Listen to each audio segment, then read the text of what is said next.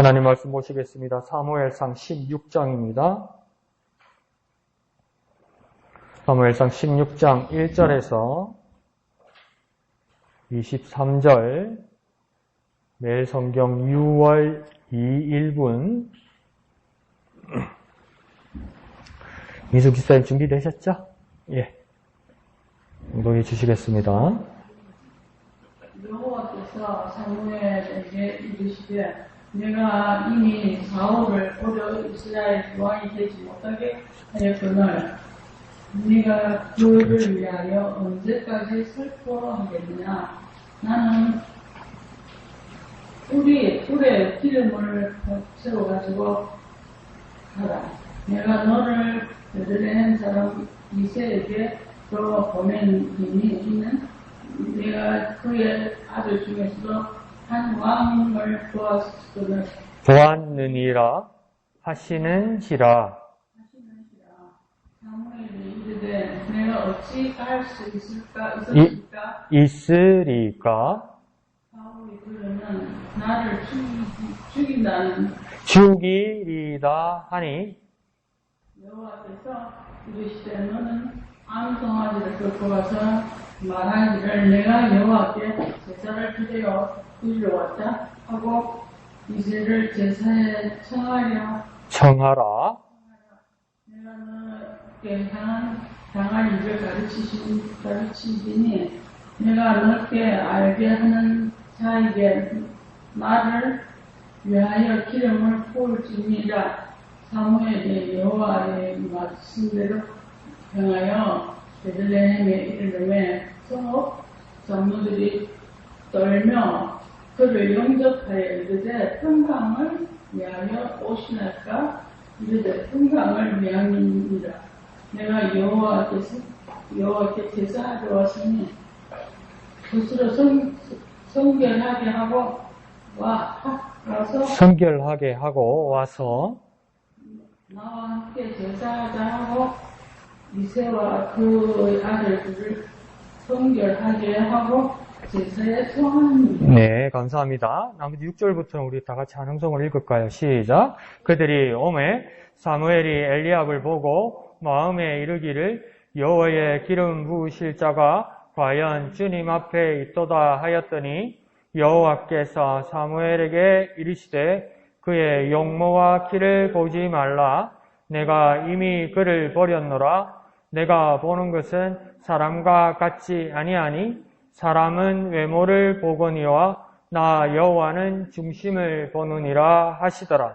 이새가 아비나답을 불러 사무엘 앞을 지나가게 하매 사무엘이 이르되 이도 여호와께서 택하지 아니하셨느니라 하니 이새가 삼마로 지나가게 하매 사무엘이 이르되 이도 여호와께서 택하지 아니하셨느니라 하니라.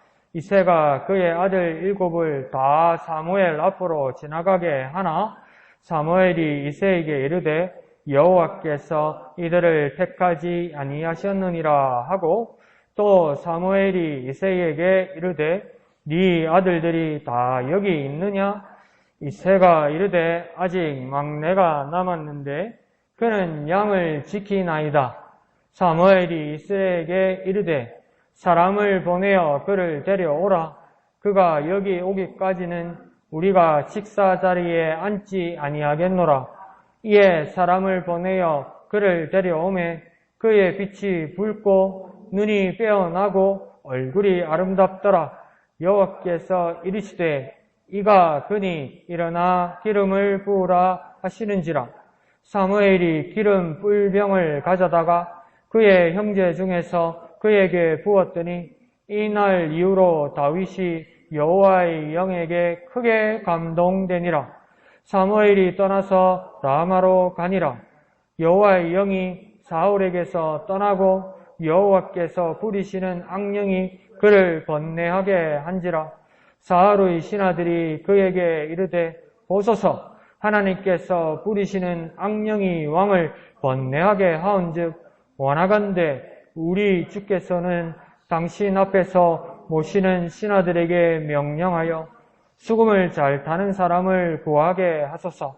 하나님께서 부리시는 악령이 왕에게 이를 때에 그가 손으로 타면 왕이 나으시리다 하는지라. 사울이 신하에게 이르되 나를 위하여 잘 타는 사람을 구하여 내게로 데려오라 하니 소년 중 한 사람이 대답하여 이르되 내가 베들레헴 사람 이새의 아들을 본즉 수금을 탈 줄 알고 용기와 무용과 구변이 있는 준수한 자라. 여호와께서 그와 함께 계시더이다 하더라.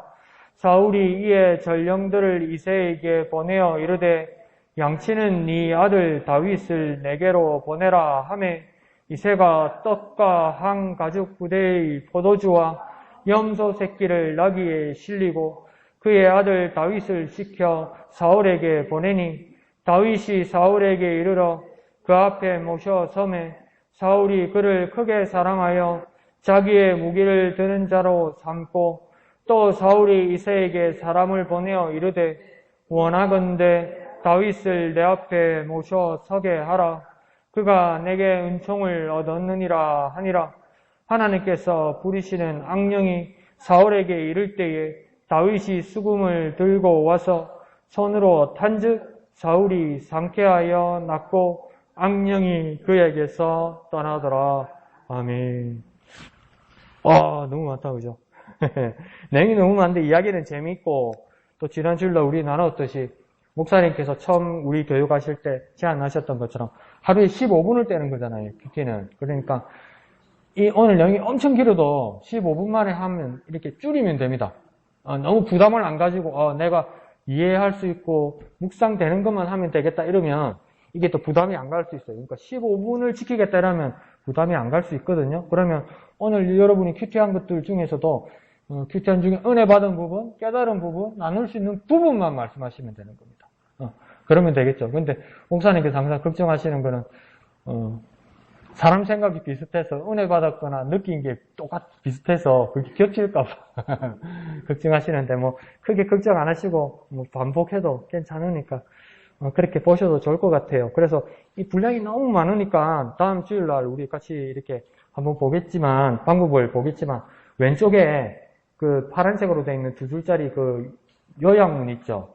요약을 1인식으로 한다는 것을 샘플을 보여드리는 겁니다. 이걸 개요라고 부르기도 하고 요약이라고도 부르기도 하니까 이렇게 요약하는구나 한번 다 같이 읽어봅시다. 사무엘이 있죠. 왼쪽 위에 시작. 사무엘이 베들레헴 이새의 집에서 다윗에게 기름을 부어 다음 왕으로 세웁니다. 그러자 다윗에게는 여호와의 영이 임하고 사울에게는 악령이 임합니다. 그래서 끝에 보면 다윗에게는 여호와의 영이 사울에게는 악령이. 그러니까 제목을 뭡니까? 그걸로 딱 메뉴를 갖다 붙여버리죠. 그죠? 그래서 뭡니까? 여호와의 영과 악령.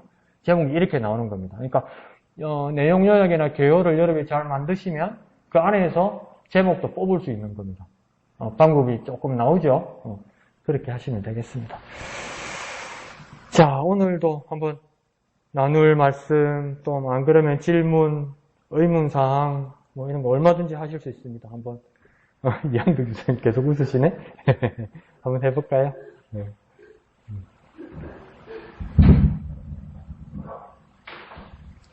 네, 저는 오늘 7절 말씀요. 예. 여호와께서 사무엘에게 이르시되 그의 영모와 피를 보지 말라. 내가 이미 그를 버려놓으라. 내가 보는 것은 사람과 같이 아니하니 사람은 외모를 보거니와 나 여호와는 중심을 보느니라 하시더라. 네. 이 말씀을 네. 오늘 잡았거든요. 예. 저는 이제 언니 간에서 장사를 하다 보니까 참 그런 것 같아요. 사람은 진짜 외모를 먼저 보는 것 같아요. 오늘 손 딱 보고 이제 경험이 있잖아요. 이 사람은 쉽게 했던 사람인데 이랬던 그들이 있고 또 아니면 이 사람은 제가 그냥 이렇게 해도 이제 그런 이제 사람들을 이렇게 외모를 보는 경우들이 참 많이 있거든요. 네. 이제 장사를 하다 보니까 또 경험 이렇게 오시는 분들이 그 성격들을 이렇게 하고 또 때때는 또 이제 처음 오시는 분들은 이제 조금만 이야기하다 보면 이제 또 그분들 또 하는 거 보니까. 그래요. 제가 오늘 이 말씀을 보면서, 그래, 정말 사람은 먼저 외모 첫인상, 첫인상이 이렇게 다 그거에 박히는 거예요.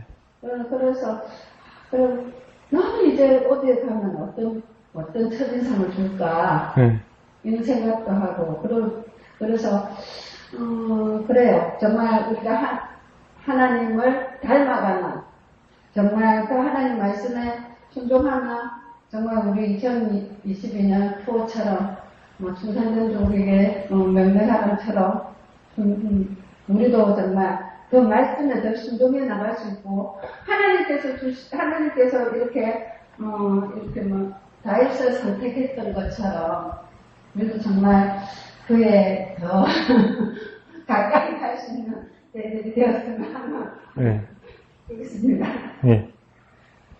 집사님 직장에서 이제 있었던 일들을 지금 말씀해 주셨죠. 외모가, 용모가 중요하죠. 인상을 비추는 게 중요하고, 저도 그걸 몰라요. 그러니까 뭐냐면, 저한테 어떤 냄새가 나는지를 잘 몰라요. 자기 자신은.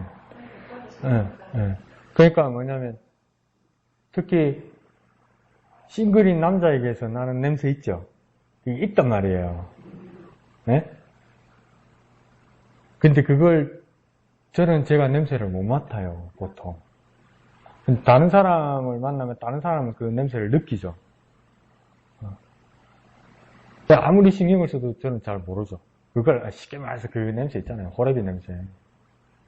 이게 어머니 계실 때는 어머니가 냄새 맡고 막 나무라시기도 하고 옷 자주 갈아입으라, 뭐 씻으라 이렇게 말씀을 자주 하시죠. 근데 이제 그게 나 혼자 애를 써도 안 될 때가 있단 말이에요. 근데 그게 첫인상에 박히죠. 박히죠.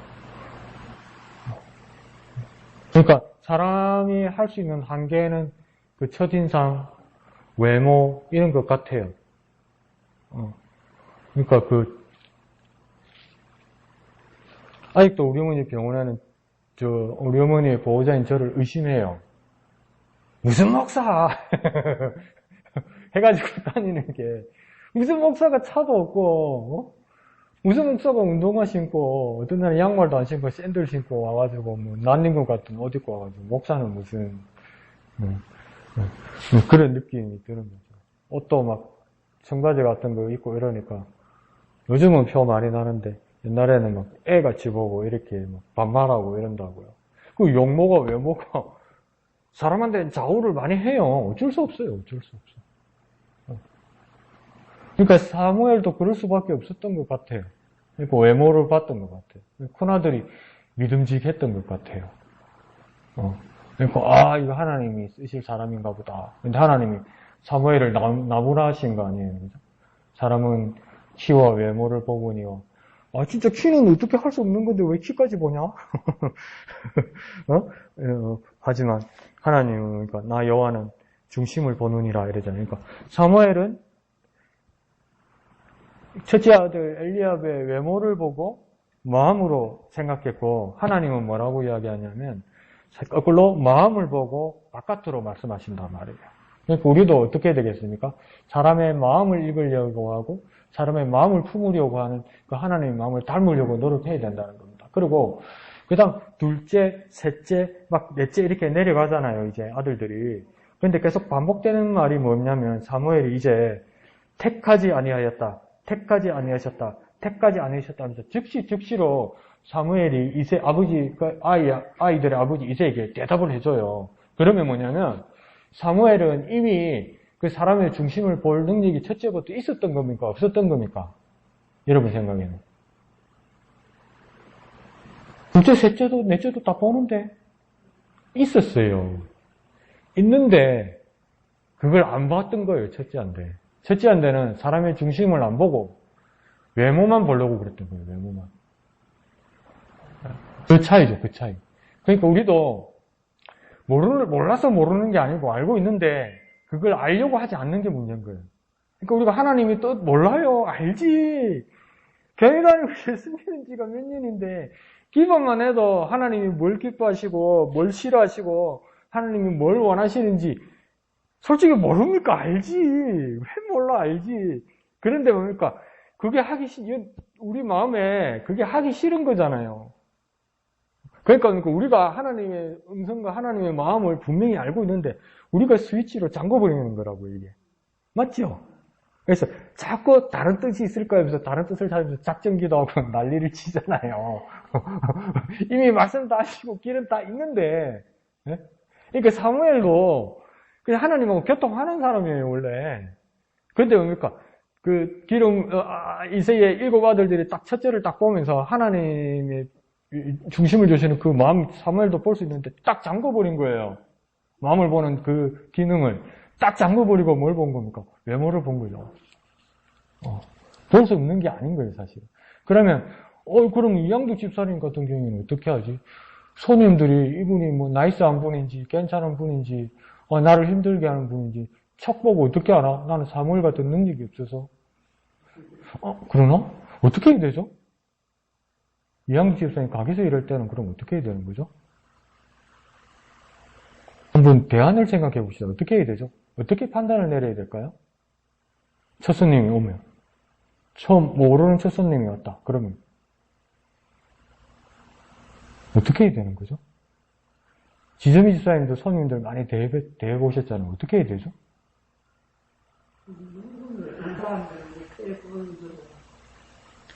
그러니까 아니 지점이 집사님도 손님 상대 많이 해봤잖아요. 지점이 집사님 같은 경우에는 아무나 지점이 집사님처럼 일 못하겠다 생각하는 게 커피 한 잔 시켜놓고 2시간, 3시간 내 눈을 쳐도 보고 막 이야기하면 나 돌아버릴 것 같아.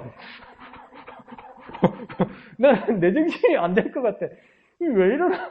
그래갖고 며칠 있다가 단골이라고 또 똑같은 소리야. 저 사람 말 꺼내기 전에 내 뒷 이야기를 내가 알아, 이미. 그 어떻게 대하세요, 지성인 집사님? 그때 어떻게 대하셨어요? 지성인 집사님 같은 경우. 어떻게 대하셨어요? 그냥. 그 사람을 이제 보면, 오다 보면 그 사람을 어떻게 하는지 알고, 차도 무슨 차라고 하는 걸 알고, 네. 어느 정도 알지. 그러니까, 모르는 사람은 좀 어렵고. 그 진리의 말을 길게 하면 어떻게 받아주세요? 진리의 말을 길게 하면 어떻게 받아주세요? 그냥 고마마. 고마마. 한쪽 듣고. 그러려니, 마음이 안 받고. 이게 집사람은 내 차이는 그런 것 같아. 집사람이 똑같은 소리를 들어도, 고마마 또 한다, 그래. 또 들어줘야지, 뭐, 이런, 나 같은 못된 성격은, 또 시작한다, 또 시작해. 이 차이인 것 같아요.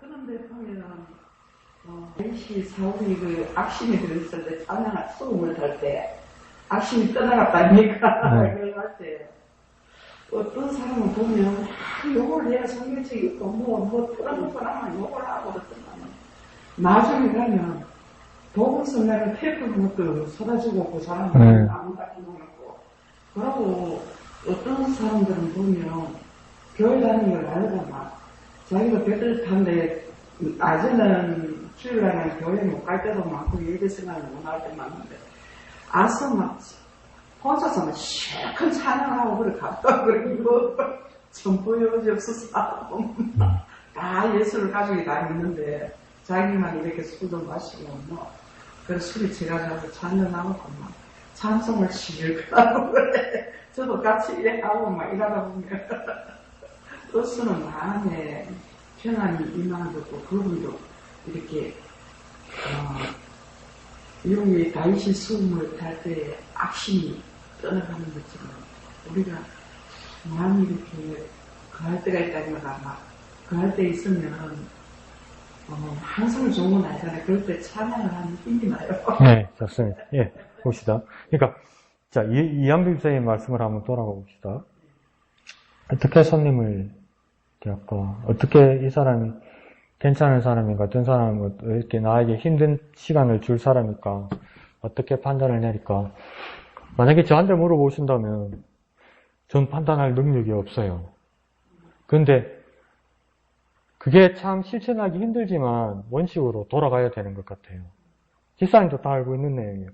편견 없이 대하는 것. 편견 없이 널리 대하는 것. 그게 가장 바른 것 같아요. 편견 없이. 공정하게 사람을 대하는 것. 그러니까, 사무엘에게도 하나님께서 이미 그걸 다 모든 사람을 평등하게 대할 수 있는 그 눈을 열어주셨는데, 사무엘이 이 스위치를 껐다 켰다 하려고 했단 말이에요. 사무엘이. 능력을 떠나서 사무엘에게 주어진 환경에서 사무엘이 어떤 스위치를 껐다 켰다 하려고 그랬다고요. 뭐 외모를 보는데 켜려고 했다가, 중심을 보는데 켜려고 그랬다가, 자기가 하려고 그랬다. 그러다가 실수했단 말이에요. 그러니까 능력의 문제가 아니었어요. 사무엘이 볼 수 없는 사람 마음의 중심을 볼 수 없는 능력이 없는 게 문제가 아니었어요. 자기가 마음대로 껐다 켰다 하려던 마음이 문제였다는 거죠. 그럼 우리에게도 모든 사람들에게 평등하게 하나님의 마음으로 사람을 대하는 것, 그게 우리의 최선이 아닐까. 너무 황망하고 너무 암담하고 너무 막연한 이야기 같기도 하지만 그게 우리의 편견과 실수를 가장 줄이는 방법 같아요. 모든 사람들에게 그 대하는 모습. 그러니까 그러다가 당하면 어떡하려고. 근데 예수님은 알면서 당하셨잖아요. 그래서 십자가까지 지시고 십자가 위에서도 조롱까지 당하시는 거 아니에요. 그걸 몰랐겠어요, 예수님이? 알았죠? 아는데 당하시는 거죠. 그 어느 정도입니까? 당하게 하는 그 사람조차도 불쌍히 여기시고 하나님 앞에 자비를 구하는 기도를 하잖아요.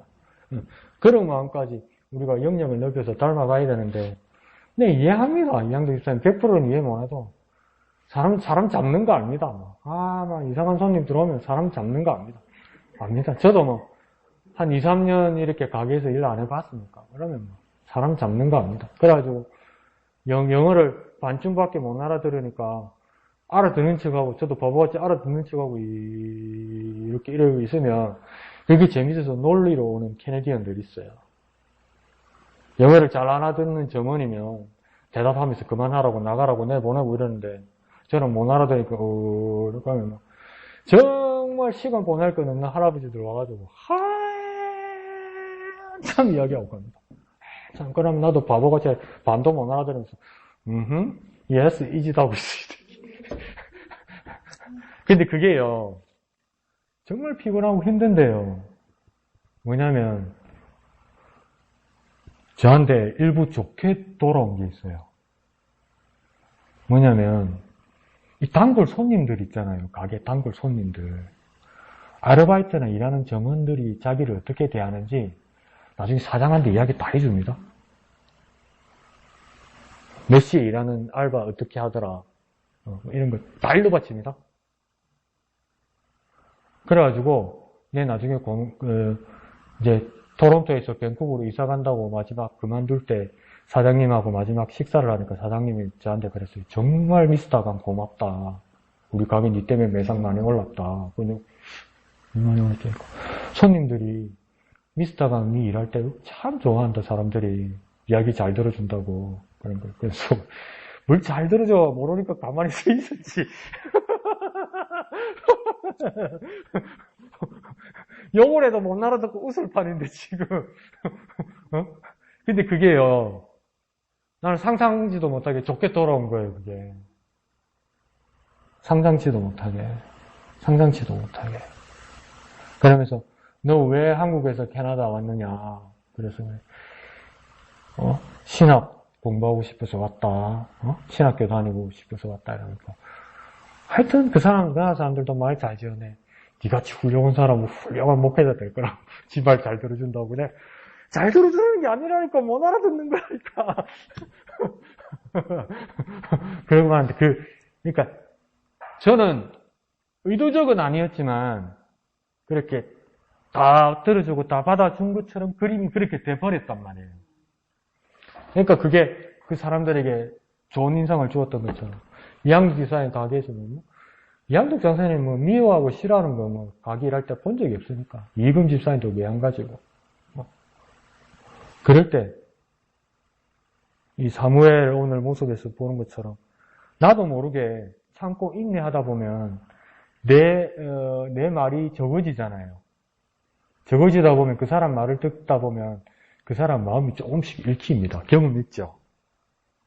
그 이야기를 막 주고받는데 내 이야기를 너무 많이 하면 내가 말싸움에서 이 사람을 이길 수도 있어요. 근데 어찌하다 보니까 내가 말을 좀 덜하고 가만히 있는데 그럼 이 사람이 일방적으로 말을 많이 하잖아요, 나한테. 그럼 나는 말을 많이 안 하잖아요. 그럼 나는 듣고 있어야 되잖아요. 근데 그러면 그 사람의 무엇을 말하는지 마음이 조금씩 읽힌다고요. 경험 있으시죠? 마찬가지.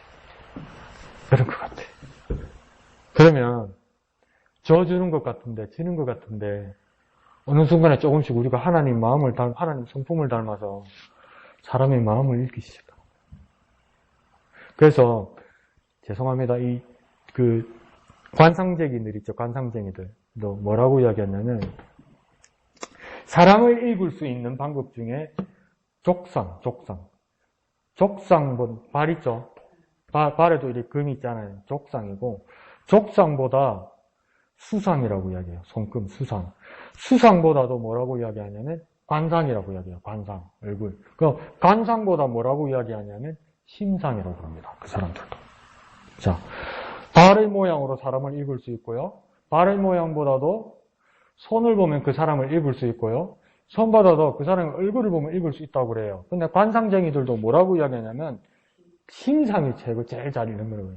이거 외울 필요 없습니다. 성경 한두 구절 더 외워야지. 그 사람들도 뭡니까? 마음이라고 이야기해요. 중요한 게. 여기서도 지금 사무엘에게 하나님 뭐라고 이야기합니까? 마음이라고 이야기해요. 마음. 그럼 그 마음을 읽는 방법이 뭐냐? 우리가 할 수 있는 최선의 방법은 그 사람들의 말을 힘들지만 듣고 있으면 내가 듣고 있으면 그 사람의 마음을 조금씩 더 읽을 수 있다고요. 그런데 거기에다가 성령께서 지도하시고 인도하시는 대로 따라가면 더 많이 그 사람을 이해하고 받아들일 수 있겠죠. 막연하다, 그죠? 근데 조금씩 알게 된 거예요. 저도 그 경험했잖아요. 영어 말귀도 못 알아듣는데 가만히 있으니까, 정말 저거 착하네, 이러더라니까? 쟤 참 착하네, 이러더라니까? 말귀를 못 알아서서 그런 건데, 참 내가 영어로 말하는데 잘 알아듣네. 그래가지고, 그 케네디언 할아버지 한 사람이 뻑하면 오는 거예요, 뻑하면. 근데 뭐 한참을 이야기하고 가요. 근데 그러다가 12월 24일 또 왔더라고요. 12월 24일 가게에서 일하면 얼마나 마음이 우울한 줄 아세요? 다 가족도 막 크리스마스 파티하러 가는데 끝나면 가게 일했어요. 근데 그 할아버지도 갈 데 없는 거 와가지고 한참 이야기하더니 로또 있잖아요. 로또 우리 가게 팔았거든요. 로또를 10,000원치 샀나? 5,000원치 샀나? 뽑아달라고 그러더라고요. 자동으로 뽑아드렸거든요. 고맙다고 크리스마스 선물이래. 날 주는 거예요. 그거 받았어요. 그거 받으면서 이게 되긴 뭐 되겠냐? 10,000원 됐어요. 뭐 여와 이래 이런 거 하지 맙시다. 그래서 그동안 좀 머리 깎았네. 그런 우스운 이야기도 있습니다.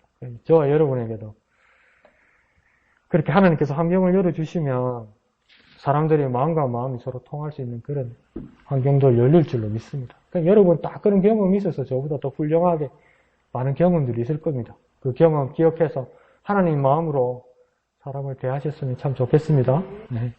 목사님. 네.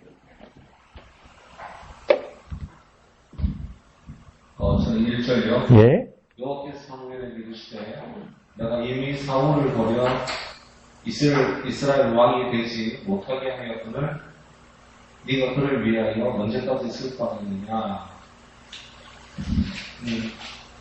참 냉정하시다. 버릴 때는 확 버리시네. 사무엘도 아마 하나님께서 버리셨다고 하는 것을 알았겠죠. 그런데도 불구하고 계속 슬퍼하고 안타까워하고 어쩌면 그것이 미련일 수 있겠죠. 미련을 두고 어떤 인간관계나 아니면 어떤 사람과의 관계들 때문에 또 왕이니까 왕도 세웠으니까 더 이상 어쩌지 못하고 슬픔하고 좀 그런데 그런 사무엘에게 슬퍼하면서도 아마 기도도 했겠죠. 그런 사무엘에게 내가 보냈는데 뭐 그렇게 슬퍼하냐, 슬퍼하지 마라. 그러니까 그렇게 툭 던지면서 그렇게 말씀하시는 그런 하나님. 심지어는 다윗에게 기름을 붓고 나니까 이제 하나님이 그냥 사울에게 떠나버려요. 떠나버리면 괜찮은데 그냥 하나님 부르신 안경이 이제 들어가가지고 이제 사울을 괴롭히는 참 냉정하시다. 그냥 떠나만 가시지. 또 그렇게 또 안경까지 주셔가지고 그렇게 하시나라고 하는 어떤 그런 생각도 들다가도 또 잔인하게 사무엘에게 가가지고 너 뿔에 기름 가지고 가가지고 다윗에게 이렇게 기름 부어라. 반역죄인데 이거 대역죄인인데 사무엘이 두려워할 줄 분명히 알면서도 사명을 주시는 거예요. 이게 사명이다. 죽을지 모르는데 아니 들키면 죽는데 아니 죽을지도 아니라 이건 큰일 나는 일인데 하나님께서 그냥 사명을 그냥 주시거든요. 참 냉정하시다. 또 그렇다고 영이 없는 건 아니에요. 하나님께서 또 사무엘을 배려하기도 하거든요. 피력거리를 만들어 주시죠. 예를 들면 제사 드리고 간다 해라. 그래가지고 그러니까 뭐라고 할까 그 말을 맞춘다고 할까요? 아니면 변명거리를 이렇게 지혜를 준다고 할까요? 그렇게 사무엘에게 이렇게 배려도 해주시는 하나님이신데 어떤 면에서는 참 냉정하시다. 버릴 때 버리시고 분명히 하나님께서 하셨는데 버리시고 사람의 그 관계하고는 상관없이 슬퍼하지 마라. 성령이 떠나는 그 정도가 아니라 양념을 주시고 그런 모습도 이렇게 보여서 물론 그 관심은 하나님께서 우리를 그 사랑하시고 배려하시는 그런 모습들 속에 이렇게 더 묵상을 하고 그렇긴 해야 되지만 그래도 오늘은 그 하나님의 그 냉정하심이 요즘엔 내가 생각하는 것과는 다른 그 하나님, 사람이 기본적으로 생각하고 있는 것과 다른 하나님, 그것도 아주 냉정하게 사무엘의 슬픔, 아니면 사람의 중심을 보신다, 뭐 이렇게 하시면서 우리하고는 조금 다른 어떤 그런 부분들이 있음을 보면서 우리에 대한 삶들 속에서도 아마 그런 부분들에 대해서는 좀 미련을 갖지 말고 어떤 그 관계라든지 아니면 인간적인 면 제일 이렇게 문제가 되는 게 이제 가족들이지요. 자녀들에게 기준을 세워주지 못해. 이것이 하나님의 길이라고 하는 것을 분명히 알지만 이것이 다른 길이라고 하는 것을 알면서도 기준을 세워주지 못해. 걔는 싫어할까? 말해야 되는데 말을 못해. 싫어할까? 좀 냉정해질 필요도 있지 않나? 그런 마음 들고 또 그것보다 더 중요한 것이 바로 하나님의 어떠한 계획과 하나님의 뜻, 하나님의 그런 어떤 계획이 이루어져 나가면 목표를 두고 이렇게 가야 되겠다라는 생각을 하게 됐습니다. 예, 감사합니다. 그렇죠. 이런 부분에서는 하나님 이렇게 냉정하게 말씀하시면 저같이 이렇게 좀 뭐랄까요, 속이 좁고 잘 삐지는 사람이면 한편은 그런 마음이 들 것 같아요. 내가 뭘 그래 잘못했길래 너한테 그렇게 냉정하게 말씀하세요. 그런 마음이 들 수도 있을 것 같아요. 하라는 거 다 했어요, 하나님. 내가 잘못한 것도 없고, 사울 두 사람이 잘못했는데. 그러면 나는 사울에게도 잘못한 것도 없고, 하나님께 잘못한 것도 없는데, 에? 내가 사울 이 사람 잘못된 것 때문에 내가 왜 이렇게 마음 고생해야 되고, 내가 왜 목숨 걸, 좀 억울하지 않습니까? 네, 그런 마음이 들 수도 있죠. 내가 왜 이렇게 고생해야 되지? 왜 이렇게 마음고생하고 해야 될까? 하나님 그런데 넥스트 스텝으로 가자고 단호하게 말씀하시는 거죠. 담대하게 멀리 바라보자고 말씀하시는 것 같아요. 그래서 민주주의라는 게 참 무섭습니다. 민주주의의 어떤 근대의 기원이 될 수 있는 큰 사건 중에 하나가 프랑스 대혁명이죠. 프랑스 대혁명에는 엄청나게 많은 사람들이 죽었습니다. 그 혁명을 위해서. 그 대표로 죽었던 사람이 프랑스의 마지막 루이 16세와 그의 부인 마리 앙뚜와네트죠. 근데 시민군이 이제 왕정을 무너뜨려야 민주 국가가 되는 거 아닙니까? 그래서 시민들이 앞장서서 루이 16세의 목을 베입니다. 왕의 목을 베서 그 창을 머리에 꽂아가지고 봐라 너희 왕이다 이래요. 시민들이 열광하고 이래요.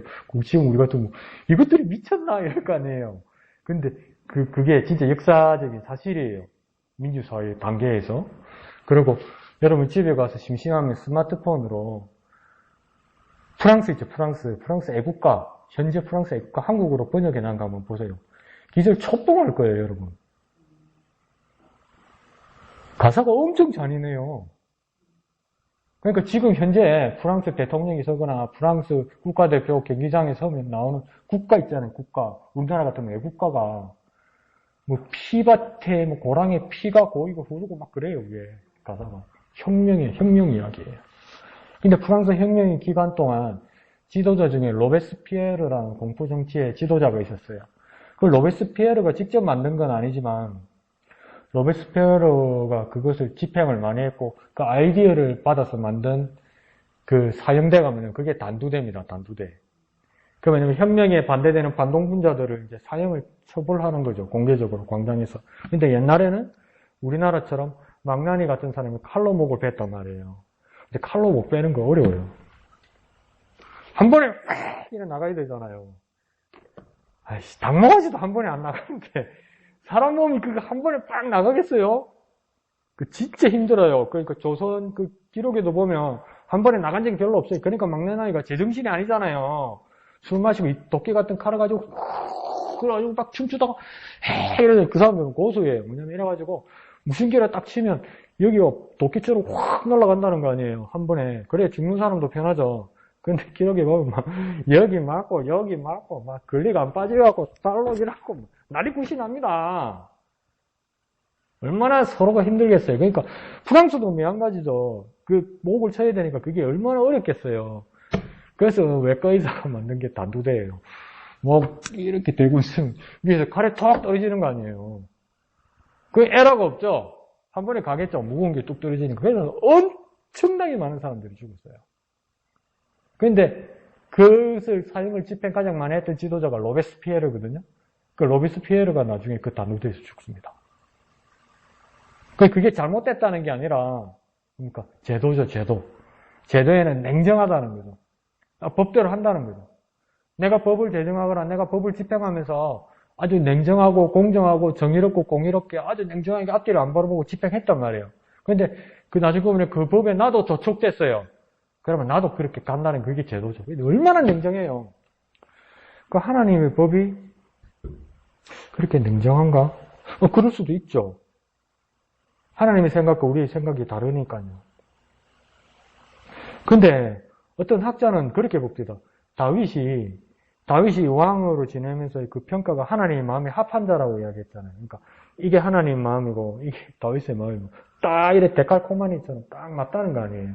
근데 어느 학자는 가만히 보니까 다윗이 어느 기점에서 밧세바를 범한 기점에서 계속 그 생각과 기력과 판단이 다 떨어져요. 그러니까 못한 건 아닌데 잘하는 게 별로 없어요. 네. 계속 기가 주고 있어요. 계속. 그래서 하나님이 그냥 도와주시는 거예요. 하나님이 지켜주시고, 하나님 인도해주시고, 압살롬 이런 애들 보세요. 막. 난리구슬지기잖아요. 나중에 세박, 반란 이런 거 일어나잖아요. 막 도망가고 있는데 막 후세 이런 사람들이 와서 막, 베냐민 지파 사람들이 와서 막 욕하고 이러잖아요. 막 죽인다고 그러니까 막 다윗이 냈더라고 자꾸 이러잖아요. 그 정도로 기운이 없어요. 근데 그냥 하나님이 딱 이렇게 보여주고 하나님 인도해주시고 이런 거예요. 완전 기운 없는 사람, 유모차나 어디 휠체어에 태워가지고 데리고 다니시. 다윗이 나중에 그렇게 됐단 말이에요. 기운이 뻗쳐서 뭐 일을 벌인 게 별로 없어요. 나중에는.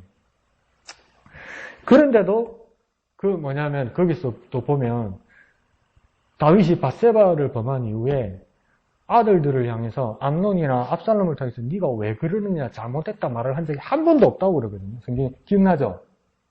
예? 근데 걔들이 다 사고쳤죠. 그러니까 걔들이 잘못한 게 없어서 네 왜 그러냐 잘못했다고 말을 하지 못한 게 아니에요.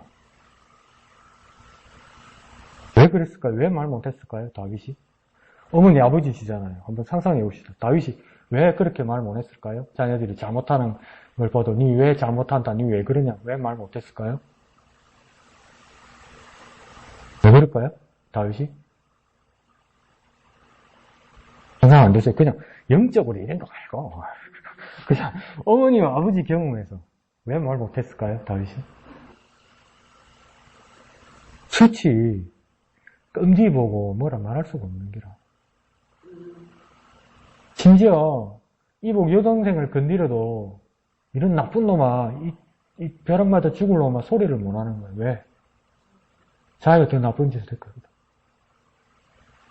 기가 주고 지냈다고요. 네. 그러니까 우리 집사님, 목사님이 그런 잘못을 했다는 게 아니고 너무 겸손하시다 보니까 그리고 가부장적인 사회가 지나가 버렸잖아요. 우리 아버지, 할아버지 때는 가부장제인데 그 가부장적인 세대가 지나가 버렸잖아요. 그러니까 이 끼인 세대가 돼버린 거 아니에요. 우리 어머니, 아버지들이 지금. 그러다 보니까 가족들과 자녀들에게는 냉정할 수가 없어요. 그 제대로 잣대로 하나님의 칼로 갖다 댈 수가 없어요. 될 수가 없어요. 다윗도 한 번도 그렇게 못했어요. 다윗 한 번도 그렇게 못했어요. 근데 그걸 어떤 사람은 그래서 다윗이 잘못했다고 말하는 사람도 있지만 어떤 사람은 그래도 여전히 하나님의 평가는 다윗이 하나님의 마음에 합한 자라고 하는 그렇게 평가하셨다면 다윗이 기죽고 힘들어 있을 때 하나님이 다윗의 마음에 합할 수 있도록 하나님이 다 이끌어 오신 거예요. 이끌어 오신 거예요. 그러면 저와 여러분에게 첫 번째 대안이 자신이 없으면 두 번째 대안은 뭐냐? 기죽으라는 말이 아니라 겸손하게 하나님의 도우심을, 하나님 인도하심을 구하는 방법 말고는 이제 남은 게 카드가 이 하나밖에, 이 하나밖에. 하나 있는 거예요. 이 하나. 저번에도 말씀드렸잖아요. 최일도 목사님 아들도 아버지한테 대들고 딴 교회 다녔다고 그랬잖아요. 아버지 교회 안 갈 거라고 딴 교회 다녔다고 했잖아요. 그래가지고 누구야? 목사님 전함도 까먹었네. 김동호 목사님이. 왜 아버지 말 안 듣냐고 뭐라 해가지고, 안 그래도 갈락했는데, 김동호 목사님 뭐라 해가지고, 1년, 2년 후에 왔다고 그랬잖아요. 왜 짠소리 하냐고, 나한테. 그런 세대라니까요. 뭐라 한다고 말 듣겠어요? 하나님 말씀으로 두드려 잡으면 딸려와요? 안 와요. 그러니까, 정말 나는 기운 없고 더 이상 할 수 없을 것 같고, 마음이 상한 것 같더라도, 하나님 다윗을 이끌어 오셔서, 그 가족과 자녀들과 나라를 지켜주신 것처럼 우리가 겸손하게 하나님 이끌림을 받는 방법밖에 없어요. 이끌림. 그러니까 여기서도 14절에 여호와의 영이 사울에게서 떠나고 여호와의 부르시는 악령이 있고 그런데 그 위에 보면 다윗은 기름 부음을 받고 여호와의 영이 크게 그에게 감동됐다고 이야기하잖아요. 그러니까 다윗은 여호와의 영이 감동되면서 그 삶이 바뀌었거든요. 그 삶이.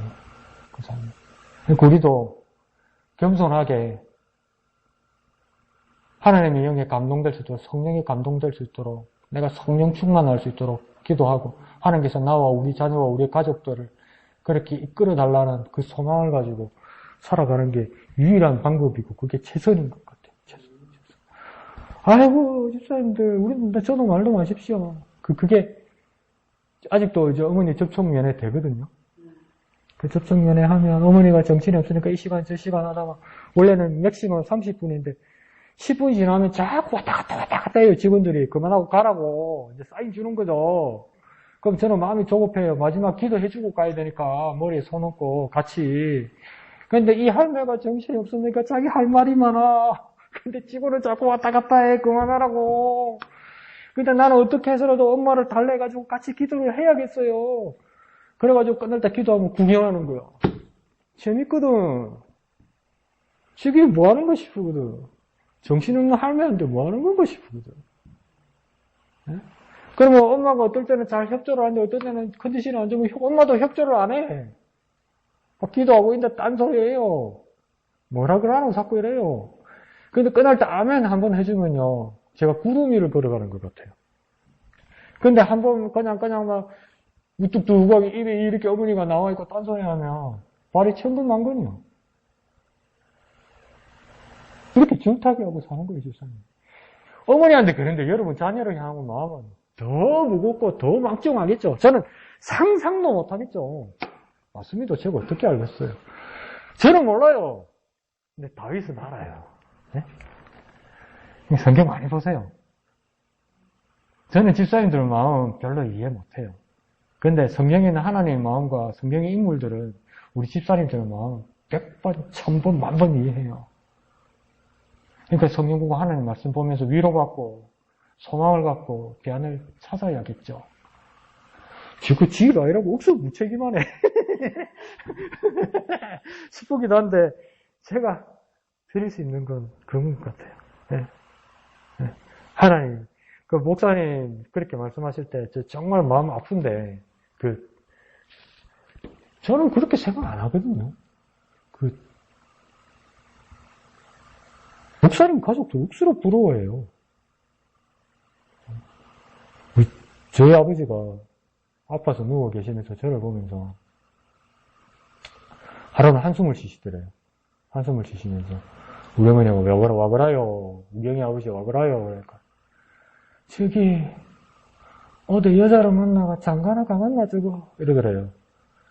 그러더니 그걸 걱정을 하더니 또 몇 년을 지나니까 한숨이 더 깊어지더래요. 그리고 우리 엄마가 갱 아버지요 와그라요. 그러니까 나중에 이제 아들 결혼 걱정은 안 하고 저기 지 손으로 밥이나 벌어 먹고 이러더라고요. 우리 아버지 그러고 가셨어요. 지 손으로 밥이나 벌어 먹겠는데 그런데 아이고 동훈이도 연지도 보십시오. 응? 그 자기 앞가림 하는 거 보십시오. 진짜 축복받은 거죠. 목사님 축복받은 거고 자녀들 축복받은 거죠. 그 은혜를 기억하고 그 은혜 가운데 살기만 하면 되는 거죠. 진짜 이 불경기에 이 어려운 세상에 축복받은 거죠. 어르신들은 무슨 말인지 잘 못 알아듣겠지만 연지는 블로그 인플루언서랍니다. 인플루언서 뭐 그런 게 있어요. 목사님 인플루언서가 뭐예요? 그 반연예인이란 뜻이에요. 뭐 그런 거 잘하고 잘 지내요. 잘 지내요. 얼마나 축복된 일입니까? 그러니까 하나님의 인도의 그 기미, 인도의 모습이 보이죠. 더 우리 가족과 우리 자녀를 위해서 기도하면 하나님 이 길까지 보여주시는데 하나님께서 왜 책임지시지 않겠느냐. 저도 그렇습니다. 어머니를 향해서 기도하고 그렇게 하면 잘 안 되는 것보다 잘 듣고 아멘 하던 것을 더 기억하고 소망을 가지고 해야겠죠. 그럼 하나님께서 우리에게 더 희망과 소망을 주실 줄로 믿습니다. 그래서 여러분 강 목사는 우리 집사님들 마음 요만큼 밖에 몰라도 하나님 말씀과 하나님과 성령께서는 여러분의 마음을 깊이 알고 계십니다. 그래서 주님 붙들고 살아가는 저와 여러분 되시기를 예수님 이름으로 축원드립니다. 찬송하신 후에 예배를 마치도록 하겠습니다. 1절만 찬송하겠습니다.